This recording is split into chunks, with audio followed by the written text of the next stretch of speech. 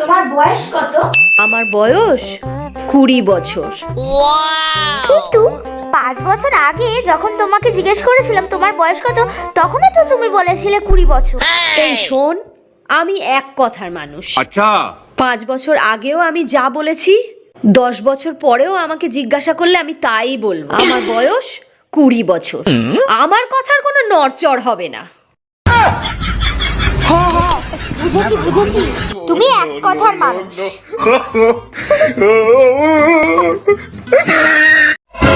কতবার বলবো wrong number, আপনি ভুল নাম্বারে কল করেছেন, কখনো ফোন করবেন না। এই কি হয়েছে রে, কি হয়েছে?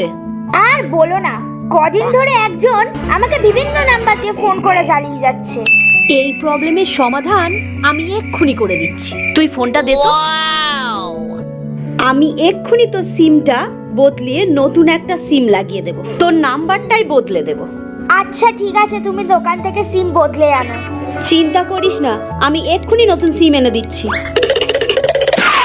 A few moments later. এনে সিম বদলে এনে দিয়েছি, দেখ তো ঠিক আছে কি? হ্যাঁ দেখছি। হ্যালো, হ্যাঁ তুমি আমাকে বারবার ফোন করে ডিস্টার্ব করছিলে না? এবার করে দেখো, আমার মা সিমটা বদলে দিয়েছে। हे प्रभु हे हरि राम कृष्ण जगन्नाथ प्रेमानंद।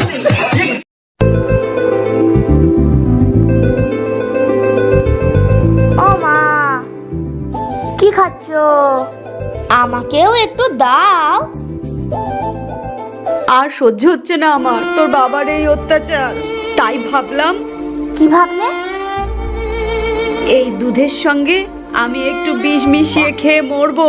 সেটাও তোর সহ্য হলো না, সেটাতেও ভাগ বসাতে চলে এলি। ভাল লাগে না আমার। ছলো ছলো নয়নে হাসি মাখা বদনে ছলো ছলো নয়ন। ওমা, মা, ওমা, মা, ওমা, মা, আমার খিদে পেয়েছে, খেতে দাও। মনে হয় কানে হেডফোন দিয়ে বসে আছে। আচ্ছা। আমার এদিকে খিদে পেয়েছে, আমার কথা শুনতেই পাচ্ছে না। যা ইচ্ছা বলে দি। আরে রাক্ষসী, বাবার টাকায় গিলে ধ্বংস করছিস, আমাকেও কিছু গিলতে দে।